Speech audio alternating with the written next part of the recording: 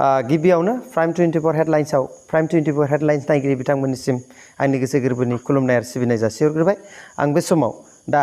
थांनाय 29 मे थारिखखालि फुंनि 5:30 रिंगासो समाव जोंनि जनाय जिल्ला बर' थुनलाइ आफादनि आफादगिरि दानसोरां ब्रह्म बिथांनि रुंसारि जानायाव जोंनि दानि BKWSनि सासे मावफुं सोद्रोमा लोगोसे थांनाय खौसेथि बर' सुबुं आफादनि गाहाय नेहाथारि बिथाङा गोबां कागज पेपार मिडिया बा ससियेल मिडियायाव बिथाङा गोबां आफादनिफ्राय दुखु फोरमायनायखौ जों खोनानो मोन्दों। बिनिखायनो बिथाङा नैबे जोंनि प्राइम 24 हेडलाइन्स बिजोंनि गेजेरजों बिथाङा गावसिनि गोरबोनिफ्राय माखासे बिथांनि सायाव रायजो राजाफोरनो फोरमायनो नागिरदों आरो बिथांमोना बिथांनि न'खरनि सुबुंफोरजों दुखु फोरमायलायनो नागिरदों। बेनिखायनो साफ्रोम नायगिरि बिथांमोनखौ बे भिडिअनि गेजेरजों जिहेतु बिथांमोननि दुखु फोरमायनाय बाथ्राफोरखौ मिथिहोनो नाजागोन। गिबियावनो प्राइम 24 हेडलाइन्सआव अनिल बसुमतारी आदाखौ बरायग्रोनाय थाबाय। नोंथांनिसिमबो नोंथांनि चेनेल आरो नोंथांनिसिमबो गिबियावनो आङो बर' कसारि वेलफेयार अट'नमास काउन्सिलनि सासे एक्जिकिउटिभ मेम्बार जानानै जोंनि मोजां मोननाय लोगोसे सिबिनायखौ जासिग्रोबाय। नोंथाङा जा बेक्तिनि सायाव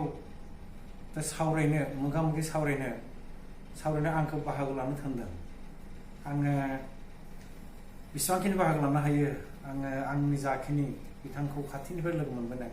आङो फंनैसो खोथाजों गुसुङैनो आं फोरमायनो नागिरो। मैयानि साना जोबोद दुखुनांथाव आंनि थाखाय लोगोसे बर' कसारि वेलफेयार अट'नमास काउन्सिलनि गासै बिबानगिरि बिथांमोना मोनसे दुखु मोननाय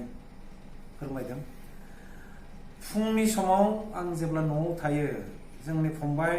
बिस्ति एबा बिग्राय नार्जारि फंबाया 5:25 डिब्रुगड़ मेडिकेल कलेज हस्पिटालनिफ्राय रुंसारि दानसोरां ब्रह्मखौ बरननाय लोगो लोगो बिथाङा टेलिफन हरो। आं दासो हस्पिटालनिफ्राय ओंखारदों होनना बुंदों। मोनसे दुखुनांथाव रादाब जाबाय आदा होनना बुंदों बिथाङा। आरो मा जाखो होननानै हेडमास्टार बर' साहित्य सभा जुनाय डिस्ट्रिक्ट बर' साहित्य सभानि आफादगिरि दानसोरां ब्रह्मआ रुंसारि जालांबाय होनना बुंबाय। आंहाथ' फोथायनो गोब्राब मोनबाय जे मा जाखो होननानै। हराव बिथाङा प्रेसार स्ट्रक हरखाबनो प्रेसारा गोजौआव फैदों। प्रेसार स्ट्रकनि गेजेरजों जोङो डिब्रुगड़ मेडिकेल कलेज हस्पिटालाव लांदोंब्लाबो बिथांखौ लाखिनो हायाखिसै। दा बे रादाबा जोबोद आंनि अन्तत आं बेक्तिगत ओरैबायदि दुखु मोनदों, ओरैबायदि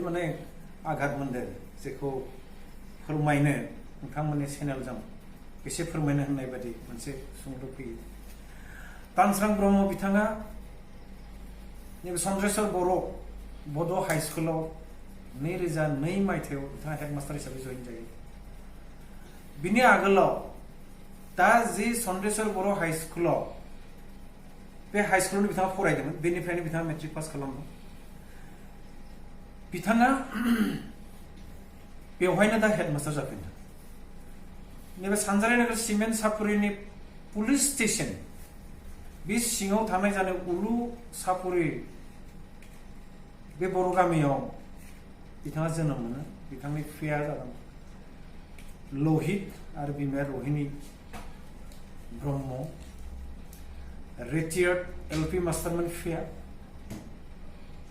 दा बिथाङा गोथां समाव गावनि बिसि आरो फिसाजो सानै गुनमणि ब्रह्म आरो मानु ब्रह्म, सासेया 12 फाइनाल केन्डिडेट, सासेया क्लास 10। बिथाङा गावनि बिसिजों बे फिसाजो सानैखौ हगारलांबाय। दा थांनाय समाव बिथांमोननि बे साब्रै जानाखि अनजिमानि संसार आंथ' बिराद खाथिनिफ्राय नुबोदों। आङो गोसोआव बिनि थाखायनो आं गले गले बुंगोन दुखु मोनो होननानै फोरमायदों। आङो गाहाय नेहाथारि हिसाबै सायख'जानायनि उनाव खौसेथि बर' सुबुं आफादनि आङो फंबाय बिग्राय नार्जारि बियो दानि केसियार जोंनि इउपिअनि केसियार आं बिथांनि न'आव थानो लायो आरो बिथांनि न'जों नांजाबनाय दानस्रां ब्रह्मनि न'आ आङो बिसोर बिदा फंबाय लिंलाय लायो ओंखायनो सानैनि हिनजाव एबा बिसियाबो आंखौ गिदिर एबा बेवाइ होननानै गाबज्रियोमोन दा बे मोनसे सम्पर्क आं थांनाय बोसोरफोराव थांनाय 2016 निफ्रायनो आङो बे न'खर मोननैयाव थाबोनाय हिसाबै आं बिराद मोनसे दुखु मोनदों जाय दानसोरां बिथाङा नैबे बर' साहित्य सभानि आफादगिरि जायैनि आगोलाव बिथाङा सेक्रेटारिमोन जुनाय देशि बर' साहित्य सभानि बिनि उनाव बिथाङा गाहाय नेहाथारि बिनि उनाव बिथाङा भाइस प्रेसिडेन्ट आरो 2020 मायथाइयाव बिथाङा आफादगिरि महरै सायख'जायो दा 2020 मायथाइयाव आफादगिरि महरै सायख'जानायनि उनाव जों जुदि नायोब्ला बिथाङा एखे लेथारैनो जुनाय देशि बर' साहित्य सभायाव गोबां बिबान लानानै बिथाङा आवगायबोदोंमोन बिथांनि जोनोमा 1979 नि 31 डिसेम्बर बे उलुसाफोर गामियावनोमोन दा 1979 नि 31 डिसेम्बरखौ जुदि लायोब्ला बिथांनि बैसोआ 41 ल' जादों दा बे 41 एजआव बिथाङा बर' साहित्य सभायाव ओरैबायदि सम होबाय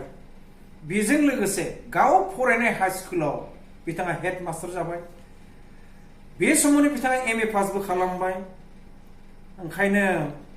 आंनि बिथांनि खाथियाव आंनि मोनसे सिबिनाय जेब्लायबो जासिगोन आं मोनसे खोथाखौ मख'नो लुबैयो नैबे थांनाय बैसागु फोरबोखौ नैबे 14 एप्रिलाव बर' कसारि वेलफेयार अट'नमास काउन्सिल सानजारि नोगोर बा सिमेन्ट सापरि हालामाव थानाय बा धेमाजि डिस्ट्रिक्टआव थानाय गासै बर' आफादफोर बर'नि जानाखि फ्रन्टेल अर्गेनाइजेसनफोर लोगोसे बे ओनसोलनि गोरों गोरा रायजोफोरजों बैसागु फोरबोखौ बरायदोंमोन बे बरायनाय हाबाफारियाव बिथांखौ लोगो मोनदों बे बैसागु फोरबो बरायनाय समाव आङो बे फंबाय बिस्ति नार्जारिनि न'आवनो थादोंमोन दा बिस्ति नार्जारिनि न'आव थानाय जिहेतु नांजाबनाय बे मोननै फेमिलिखौ आरोबाव लोगो मोनफैदोंमोन मोनाबिलियाव जोङो गुवाहाटीयाव फैनो आगोलाव जों ज' जाजा बैसागु जोङो फालिलायदों बैसागुनि सायाव जोङो बिजिरलायदों सावरायदों गासै न'खरनि सोद्रोमा बिथांमोनजों दा अरुण भाई आङो नोंथांनो मोननैसो खोथाखौ आं बुंनो लुबैयो नैबे 14 एप्रिलाव जा बाहागो लाबाय बिनि उनाव नैबे 31 एप्रिलाव आं जिहेतुके सानजारि नोगोराव जोंनि बड'फा उपेन्द्रनाथ ब्रह्मनि 31 डेथ एनिभार्सारि आं बेवहाय बाहागो लानो थांदोंमोन जोंनि गोबां काउन्सिलनि गासै सोद्रोमाया बाहागो लाहैजोबदों आं थांखालि बिथांमोननि न'आव हर थादों बे दानस्रां ब्रह्मनि न'आव आं हर थादों 31 जिथुनाखि एप्रिलाव हर थादों बिनिफ्राय से मे खालि जोङो बड'फानि जानि 31 डेथ एनिभार्सारिखौ बर' कसारि वेलफेयार अट'नमास काउन्सिलनि हेड अफिसाव जोङो मोजाङै खुंदों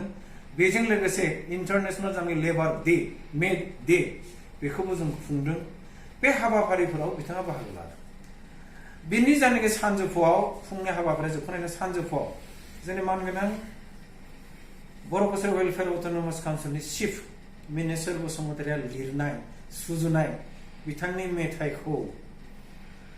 दानिया आधुनिक जानाय टेक्न'लजिखौ बाहायनानै मोनसे CD अडिअ केसेट बेखावनाय बेखौ गागि लिरगिरि टेगुर आरो साहित्य एकाडेमि बान्था मोनगिरि मानगोनां ब्रजेन्द्र कुमार ब्रह्म सारनि नामाव बेखौ डेडिकेट खालामनाय जादोंमोन मिनेस्टार बसुमतारी बिथाङा आरो बे हाबाफारियाव आंहा खालामदोंमोन बे हाबाफारिखौ आरो बे बर' साहित्य सभा जुनाय बेसे बर' साहित्य सभानि आफादगिरि दानस्रां ब्रह्म बिथाङा दंमोन जोंनि हाबाफारियाव प्रथमनिफ्राय गिबिनिफ्राय जोबजासिम बिथाङा थादों बे हाबाफारियाव गोबां बुंथिगिरिफ्रा बुंखांनायनि उनाव मोनसे समाव जोबनायनि उनाव बिथां नखरा बिस्ति नार्जारि आरो नैबे दानस्रां ब्रह्म बिथांनि नखरा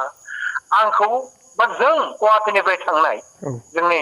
खौसेथि बर' सुबुं आफादनि assistant general secretary Amit Basumatary बेनिफ्राय जोंनि अर्गेनाइजिं सेक्रेटारि प्रबिन ब्रह्म मिरु आफादनि आरो गुवाहाटी डिस्ट्रिक्टनि जेनेरेल सेक्रेटारि सनि बर' जों साब्रैखौ लिंनानै बिसानि नखराव गावसा दानस्रां ब्रह्म बिसि फिसाय आरो बिस्ति नार्जारि बिसि फिसाय जोङो दानस्रां ब्रह्मनि न'आव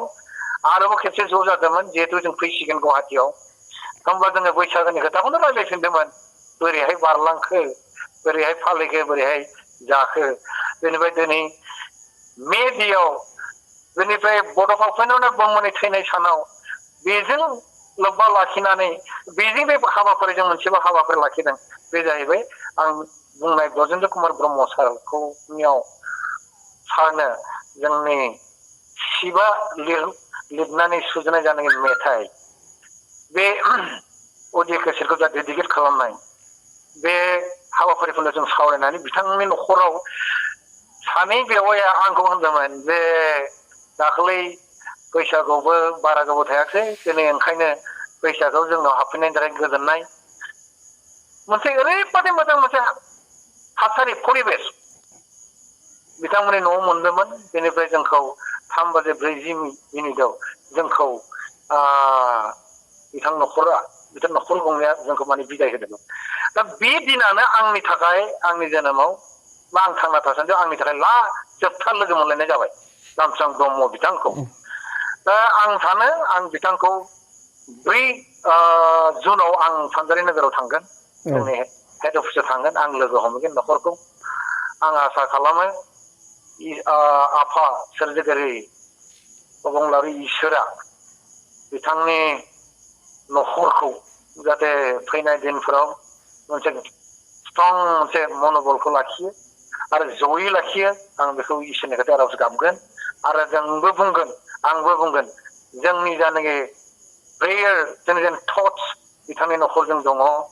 फैनाय दिनफोराव बिथांनि नखराव आं लोगो मोनबाय थागोन आं सानो बिथांमोननि नखरा जिहेतु फिसाजोआ क्लास 12 फाइनाल इयार फिसाजोआ क्लास 10 नङा होमबा अरनभाई बे नखर आरो ओमफ्राय बिसिया दङ दा ओंखायनो बे नखरखौ निस्सय बेनि जानाखि कन्ट्रिबिउसन बर' ससाइटियाव बर' साहित्य सभायाव लोगोसे टिचिं सासे माने टिचिं समाजाव टिचार समाजाव बेनि जानाखि कन्ट्रिबिउसन बेखौ जोङो गोसोआव लाखिनांगोन बिथांनि जानाखि निति आदर्श जों गनायनांगोन आंथ' मिथिनो मोनदों बिथाङा जानाखि सिनसियारलि जानाखि पांक्चुवेलि जानाखि अफिस खालामोमोन लोगोसे जोंनि सोलोंसाफोरखौ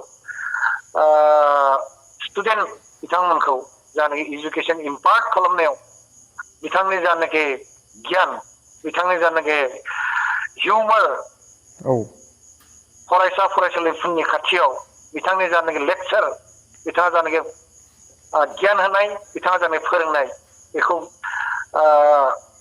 फरायसा फरायसुलि लोगोसे बे ओनसोलनि गोरों गोरा बिथांमोना आंनोबो फोरमायदों बिथाङा फोरोंनायाव जोबोद मोजां दा सासे सिनसियारिटि गोनां सासे पांक्चुवेलिटि गोनां सासे हेड मास्टारा हठाथैनो मैया फुङाव स्ट्रक जाबाय गुवाहाटी मेडिकेल कलेज हस्पिटालाव थैहैबाय बे रादाबखौ आंनो जोंनि फंबाय बिग्राय नार्जारिया बुंदों फुङावनो आरो लोगोसे जोंनि शिबा बुंदों आरो शिबा होनदों बेखौ नोङो टिभि मिडियायाव आरो ओमफ्राय पेपार मिडियायाव फोसावदो ससियेल मिडियायाव फोसावदो आं मैयानो फुङाव मा खालामगोन मा थागोन हानायखिनिखौ टिभियाव हरबाय टिभियावबो फोसावजाबाय पेपारफोरावबो फोसावजाबाय इंराजि असमिया पेपारफोराव फोसावदों लोगोसे जोङो फेसबुक बा जोंनि वाट्सएप ग्रुप बेफोर गासै ससियेल मिडियायाव जोंनि लोगोफोरा निस्सय बेखौ मिथिनो हादों आङो गोलाव बुंनो लुबैया इसोरा जाहाथे बिथांनि जिउ सोलेरखौ आलो गोजोनै लाखियो बिथाङा गोजौनिफ्राय जोंखौ जाहाथे नायहरो बेखिनिखौ आफा इसोरनो आरज गाबबाय आरो न'खरा जाहाथे मोजां थायो बेखिनिखौ आरज गाबबाय आरो जोबथारनायाव नैबे दा COVID-19 नि जानाखि पेन्डेमिक सिचुएशन नैबे कर'ना भाइरासनि जानाय गिलु बालु माने स्प्रेडिं जानाय बेखौ निस्सय जोङो बयबो गोरों गोरानि गेजेराव रायजोनि गेजेराव दाथ' खोनादों गामियावबो एसे एसे थांगासिनो बेफोर जाहाथे आरोबाव जाया ओंखायनो जोङो खौसेथि बर' कसारि वेलफेयार अट'नमास काउन्सिला लोगोसे खौसेथि बर' सुबुं आफादा नैबे 5 जुनाव जोङो इन्टारनेशनल एनभाइरनमेन्ट डे जोङो अबजार्भ खालामगोन काउन्सिलनिफ्राय बे जोंनि हेड अफिसावनो जोङो बोरैहाय एवारनेस प्रग्राम लानो हायो जाहाथे गामियाव स्प्रेड जानायफोरखौ बोरैहाय बोरै कम्बेट खालामनो हायो COVID-19 पेन्डेमिक सिचुएशनखौ बेनि थाखाय जोंनि काउन्सिला हाबाफारि लादों आंबो नोंथांनि चेनेलजों गुरैयै खावलायगोन बर' रायजोल' नङा गासिबो रायजोफ्रा बेनि सायाव आरोबाव जाने गिलु बालु जाहाथे स्प्रेडा जाया जोङो बेनिफ्राय जानाखि आसाम सरकार भारत सरकारा जा प्रट'कल माने खालामना होदों प्रट'कल माने साइटेड बाय माने स्टेट एन्ड इउनियन गभर्नमेन्ट बेखौ जाहाथे मानियो आं बेखिनिखौनो गुरै आर'ज खालामबाय आरोबाव जोबनायाव नोंथाङा जाखिनि खम समनि गेजेराव हरखाबैनो आंखौ बे मोगा मोगिखौ लानायनि थाखाय आं सानो जाखिनि बुंबाय माबाफोर जुदि दाजाबनांगौबा आरोबाव दाजाबनो हागोन आंनि बुंनायखौ आं एसेनो फोजोबथ'बाय नोंथांनिसिम साबायखर गोजोन्थों गोजोननाय थाबाय जिहेतु दानि बुंथिलांनाय आदानिसिम रोजा रोजा साबायखर थाबाय बे समाव जिहेतु खम समावबो जिहेतु दानसोरां ब्रह्म देब जनाय जिल्ला बर' थुनलाइ आफादनि गोख्रों सासे मावथि आरो समाजनि सासे हाथरखि अलंबार होननांगोन बिथांखौ बिथाङा सासे समाजनि थाखाय गोख्रों हाबा मावनायखौ नोंथाङा बे समाव रायजो राजाफोरनो फोरमायनायनि थाखाय जोङो प्राइम 24 हेडलाइन्सनि बिजोंनि गेजेरजों जि बिथांनि जिउ जारिमिन जिउआव मावलांनाय जाहाथे बिथांनि मोनफा मोनफा आदर्श बिथाङा सासे सोद्रोम गोनां सुबुंमोन जिहेतु बिथांनि बे हरखाब रुंसारि जानायाव गोबां बर' सुबुंनि खहा एबा सुबुं समाजनि खहा बिथाङा गोबां समाजजों बर'ल' नङा गोबां माहारिफोरजों सुबुंफोरजोंनो गोरोबनानै जिहेतु समाजनि थाखाय खामानि मावदोंमोन नंगौ फंबाय बिथाङा रुंसारि जानाय लोगो लोगोनो जोंनि मास्टार समाजा फोरोंगिरि समाजा लोगोसे बर' साहित्य सभानि सासे गोख्रों दैदेनगिरि लोगोसे जों आसामनि गासै मानसि सुबुं माहारियानो माने मख'जायै मोनसे खहा निस्सय जाबाय होननानै जोङो सानना लानांगोन गोजोननाय थाबाय बे समाव दानि जेतु BKWSनि मावफुं सोद्रोमा आदानिसिम अनिल बसुमतारी आदानिसिम बे समाव प्राइम 24 हेडलाइन्सआव दान्दिसे सम होनायनि थाखाय रोजा रोजा साबायखर थाबाय आरो बे समाव जोङो प्राइम 24 हेडलाइन्सनिफ्राय बिदाय लानोसै खुलुमबाय खुलुमबाय गोजोन्थों